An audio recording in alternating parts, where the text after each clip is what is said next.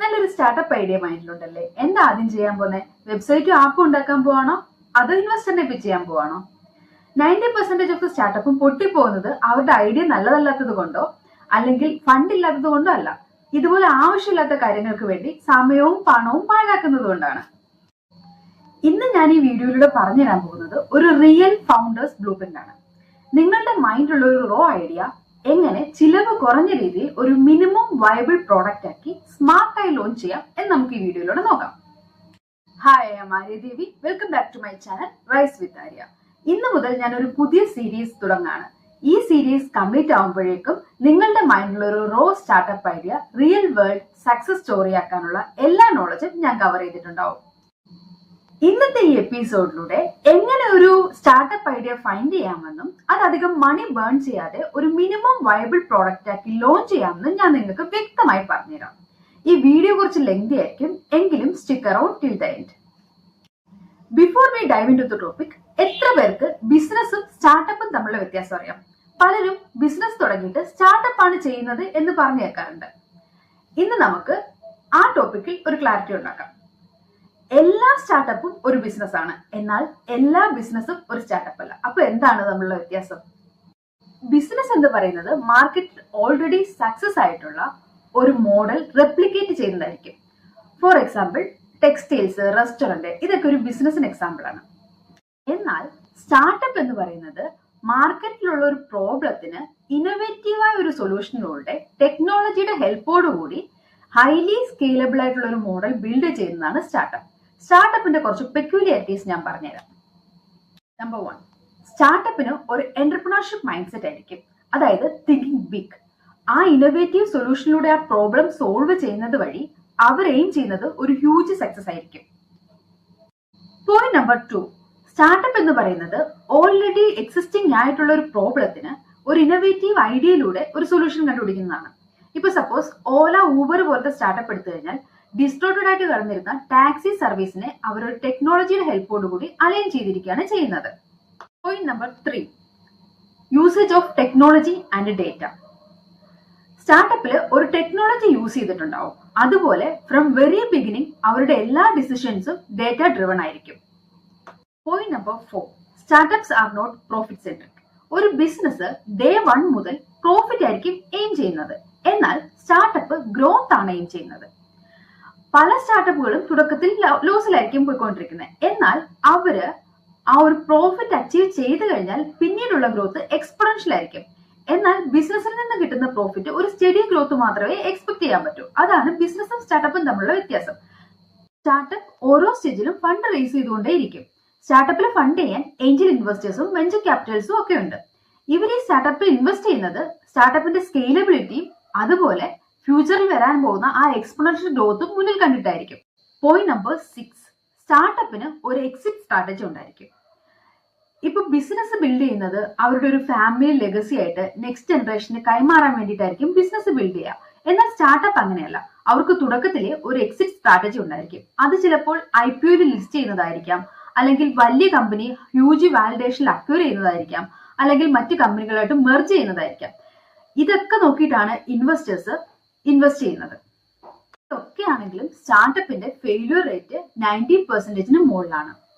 ഒരു established model അല്ലാത്തത് കൊണ്ട് തന്നെ സ്റ്റാർട്ടപ്പ് ബിസിനസ് പോലെ സ്റ്റേബിൾ ആയിരിക്കത്തില്ല, എപ്പോ വേണമെങ്കിലും പൊട്ടാം. അത്ര ഹ്യൂജ് റിസ്ക് എടുത്തിട്ട് തന്നെയാണ് ഓരോ ഫൗണ്ടേഴ്സും സ്റ്റാർട്ടപ്പ് ബിൽഡ് ചെയ്യുന്നത്. ഇപ്പൊ ഞാൻ ആദ്യം പറഞ്ഞ കാര്യം മനസ്സിലായില്ലേ? എല്ലാ സ്റ്റാർട്ടപ്പും ഒരു ബിസിനസ് ആണ്, എന്നാൽ എല്ലാ ബിസിനസ്സും ഒരു സ്റ്റാർട്ടപ്പ് അല്ല. ഇനി നമുക്ക് ടോപ്പിക്കിലേക്ക് വരാം.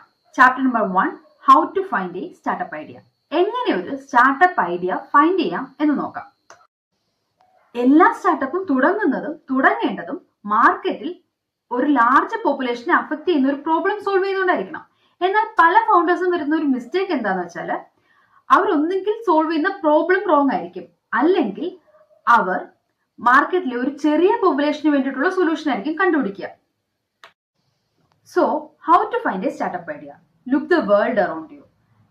ഫ്രസ്ട്രേറ്റിംഗ് ആയ, ഇൻഎഫിഷ്യന്റ് ആയ, ബ്രോക്കൺ ആയ ഒരു പ്രോബ്ലം നിങ്ങളുടെ മുന്നിൽ നിങ്ങൾക്ക് കണ്ടുപിടിക്കാൻ കഴിഞ്ഞാൽ, അതിനൊരു ഇന്നോവേറ്റീവ് സൊല്യൂഷൻ നിങ്ങൾക്ക് ബിൽഡ് ചെയ്യാൻ പറ്റിയാൽ, it will be the great successful startup. ഇപ്പൊ ഊബറിന്റെ തന്നെ കേസ് എടുക്കുകയാണെങ്കിൽ ആളുകൾ നേരത്തെയും ക്യാബിൽ യാത്ര ചെയ്യുന്നുണ്ടായിരുന്നു, എന്നാൽ അവരുടെ എക്സ്പീരിയൻസ് അത്ര നല്ലതായിരുന്നില്ല. പലർക്കും ട്രാക്ക് ചെയ്യാൻ പറ്റുന്നുണ്ടായിരുന്നില്ല, ഓവർ പ്രൈസിങ് ഉണ്ടായിരുന്നു, അങ്ങനെ പല പ്രോബ്ലംസും ഉണ്ടായിരുന്നു. ഊബർ ആ എക്സിസ്റ്റിംഗ് ആയിട്ടുള്ള ഒരു മാർക്കറ്റിൽ ഒരു ബെറ്റർ സൊല്യൂഷൻ കൊണ്ടുവന്നു. അതുകൊണ്ട് തന്നെ ആളുകൾക്കിടയിൽ ഒരു നല്ല അക്സെപ്റ്റൻസും കിട്ടി.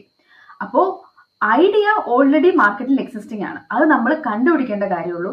അത് ചിലപ്പോൾ വന്നതിന് ശേഷമായിരിക്കും അതിന്റെ ആവശ്യകതയെ പറ്റി ആളുകൾ ചിന്തിക്കുന്നത് തന്നെ. ഇപ്പൊ നിങ്ങൾക്ക് ഒരു സ്റ്റാർട്ടപ്പ് ഐഡിയ സ്പോട്ട് ചെയ്യണമെങ്കിൽ ഒബ്സർവ് ദ എവറിഡേ ഫ്രസ്ട്രേഷൻസ്. അതുപോലെ കൂടുതൽ ആൾക്കാരോട് സംസാരിക്കുക, അവരുടെ പ്രോബ്ലംസ് കേൾക്കുക, കൂടാതെ ന്യൂ ടെക്നോളജീസ് ഫോളോ ചെയ്യുക, block chain, AI, data science, ഇവയൊക്കെ. അത് ഡെയിലി ലൈഫിൽ പ്രോബ്ലംസിന് എങ്ങനെ സൊല്യൂഷൻ ആവുമെന്ന് ചിന്തിക്കുക. ഇന്നുണ്ടായ ഒരു സ്റ്റാർട്ടപ്പ് ഐഡിയാസും ഒരു ബ്രെയിൻ സ്റ്റോമിംഗ് റൂമിലിരുന്ന് ചിന്തിച്ചതുകൊണ്ടുണ്ടായതല്ല, അവർ ഒരു റിയൽ ലൈഫ് പെയിൻ പോയിന്റിന് സൊല്യൂഷൻ കണ്ടുപിടിച്ചതുകൊണ്ടുണ്ടായതാണ്. Chapter 2, is your idea really worth it?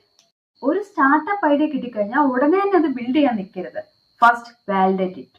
Ask yourself first, അത് അത്ര വലിയൊരു പ്രോബ്ലം ആണോ? ഒരു ഹ്യൂജ് പോപ്പുലേഷനുള്ള സൊല്യൂഷൻ ആവുന്നുണ്ടോ അത്? Are they actually CARES? ഈ ക്വസ്റ്റ്യൻസ് ഒക്കെ നിങ്ങൾ നിങ്ങളോട് തന്നെ ആദ്യം ചോദിക്കുക. അതിനുശേഷം നിങ്ങളുടെ ഈ പ്രോഡക്റ്റ് യൂസ് ചെയ്യാൻ ചാൻസ് ഉള്ള ഒരു 50-60 ആൾക്കാരെ കണ്ടുപിടിക്കുക. അവരോട് ഈ പറയുന്ന ക്വസ്റ്റ്യൻസ് ചോദിക്കുക. നിങ്ങൾ ഇപ്പോ ഈ ഒരു പ്രോബ്ലം എങ്ങനെയാണ് സോൾവ് ചെയ്യുന്നത്? എന്തൊക്കെയാണ് അപ്പൊ ഫേസ് ചെയ്യുന്ന ബുദ്ധിമുട്ടുകൾ? ഇനി ഇതിന് ഞാനൊരു ബെറ്റർ സൊല്യൂഷൻ തന്നു കഴിഞ്ഞാൽ അതിന് നിങ്ങൾ പേ ചെയ്യാൻ റെഡി ആയിരിക്കോ? ഇങ്ങനെയുള്ള ക്വസ്റ്റ്യൻസ് ആ ഒരു 50-60 പേരോട് ചോദിക്കാം. എന്നിട്ട് ഈ ഡേറ്റ എല്ലാം അനലൈസ് ചെയ്ത് ആളുകളുടെ മൈൻഡ് സെറ്റ് മനസ്സിലാക്കുക. ഈ ഐഡിയ വർക്ക് ആകുമോ എന്ന് പരിശോധിക്കുക. എത്ര നല്ല ഐഡിയ ആയിരുന്നാലും ആൾക്കാർ പേ ചെയ്യാൻ റെഡി ആയില്ലെങ്കിൽ എന്തെങ്കിലും പ്രയോജനം ഉണ്ടായിരിക്കുമോ? വാലിഡേഷൻ കഴിഞ്ഞു കഴിഞ്ഞാൽ അടുത്ത സ്റ്റെപ്പ് എന്ന് പറയുന്നത് ഒരു പ്രോട്ടോടൈപ്പ് ഉണ്ടാക്കുക എന്നതാണ്. Minimum viable product. Real world response അറിയാൻ മിനിമം വയബിൾ പ്രോഡക്റ്റിന് ധാരാളം. അതിന് മുന്നേ അറിഞ്ഞിരിക്കേണ്ട ഒരു പ്രിൻസിപ്പിൾ ഉണ്ട്, ഡെൽറ്റ 4 പ്രിൻസിപ്പിൾ. ഈ മോഡലിന് നിങ്ങളുടെ ഐഡിയക്ക് മാർക്കറ്റ് ഡിസ്ട്രപ്റ്റ് ചെയ്യാനുള്ള പൊട്ടൻഷ്യൽ ഉണ്ടോ ഇല്ലയോ എന്ന് വ്യക്തമായി മനസ്സിലാക്കാൻ പറ്റും.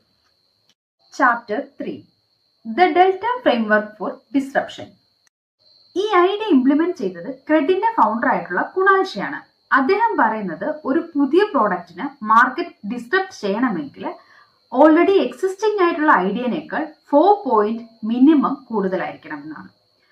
ഫോർ എക്സാമ്പിൾ, IRCTC വരുന്നതിന് മുന്നേ ആൾക്കാർ ട്രെയിൻ ടിക്കറ്റ് ബുക്ക് ചെയ്തിരുന്നത് റെയിൽവേ സ്റ്റേഷനിൽ വന്നിട്ടായിരുന്നു.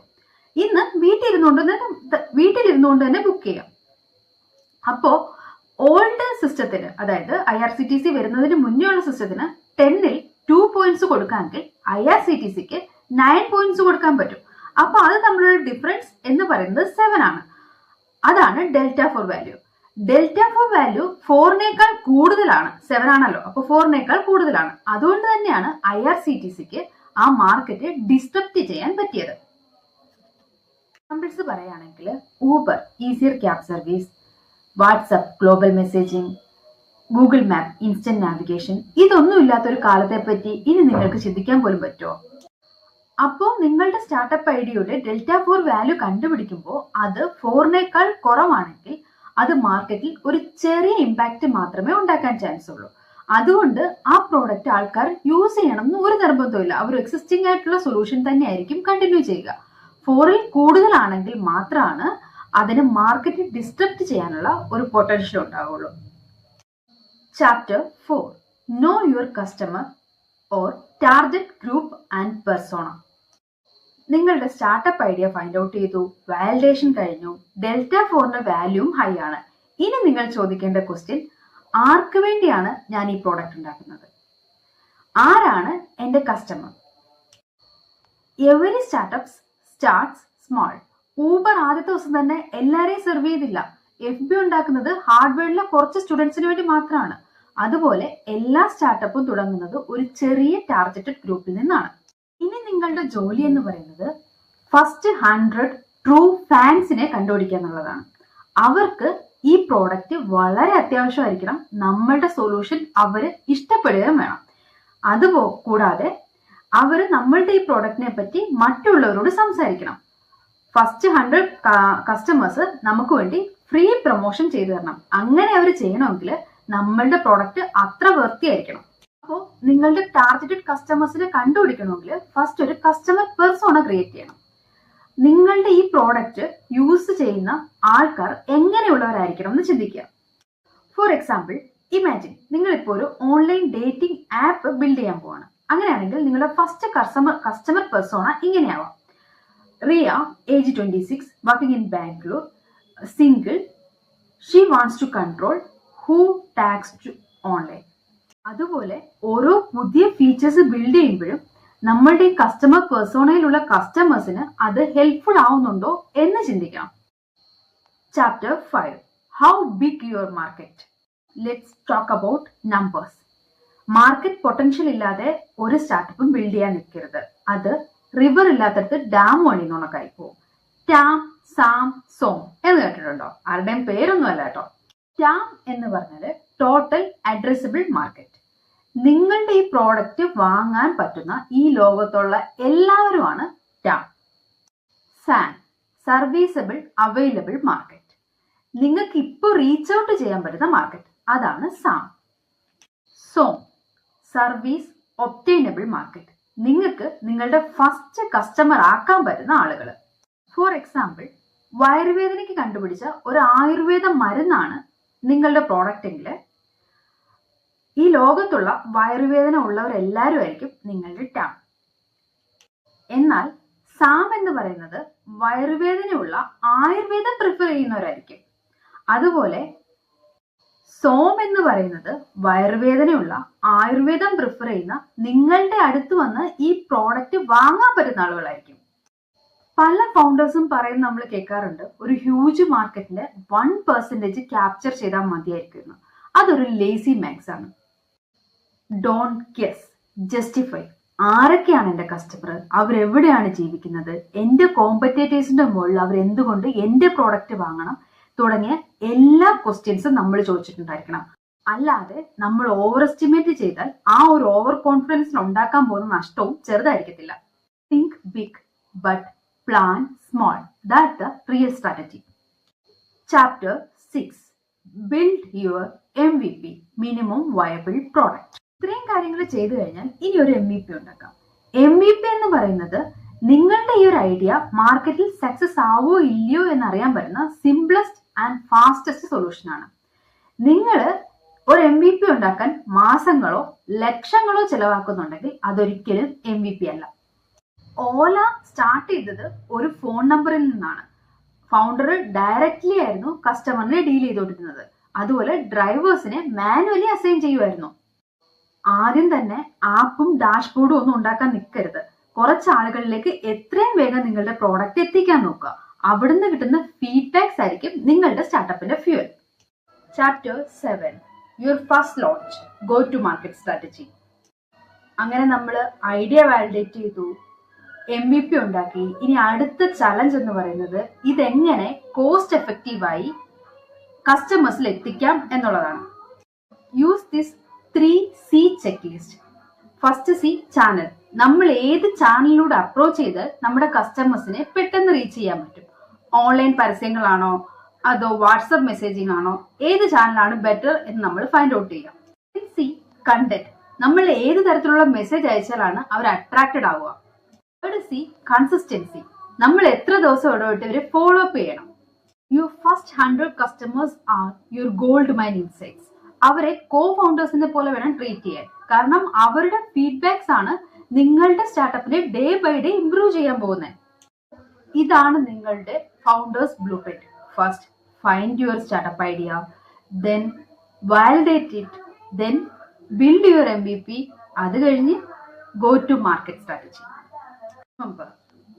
സക്സസ് എന്ന് പറയുന്നത് വലിയ വലിയ ഇൻവെസ്റ്റ്മെന്റ്സോ അല്ലെങ്കിൽ ഫാൻസി ഓഫീസ് സ്പേസോ ഒന്നുമല്ല. സക്സസ് സ്റ്റാർട്ട് ചെയ്യുന്നത് ഒരു real world problem find out ചെയ്ത് അതിന് മറ്റാർക്കും കൊടുക്കാൻ പറ്റുന്നതിനേക്കാൾ ബെറ്റർ ആയിട്ടുള്ള ഒരു സൊല്യൂഷൻ കൊടുക്കുന്നിടത്താണ് സക്സസ് സ്റ്റാർട്ട് ചെയ്യുന്നത്. Next episode we will go deeper. എല്ലാ സ്റ്റാർട്ടപ്പ് ഫൗണ്ടേഴ്സും കെയർ ചെയ്യുന്ന പ്രോഡക്റ്റ് മാർക്കറ്റ് ഫിറ്റ് ആണ് ഞാൻ അടുത്ത എപ്പിസോഡിൽ കവർ ചെയ്യാൻ പോകുന്നത്. If you find value in this episode, comment your thoughts, hit the like button, don't forget to subscribe. അപ്പോൾ അടുത്തൊരു എപ്പിസോഡായിട്ട് കാണുന്നവരെ ബൈ ബൈ.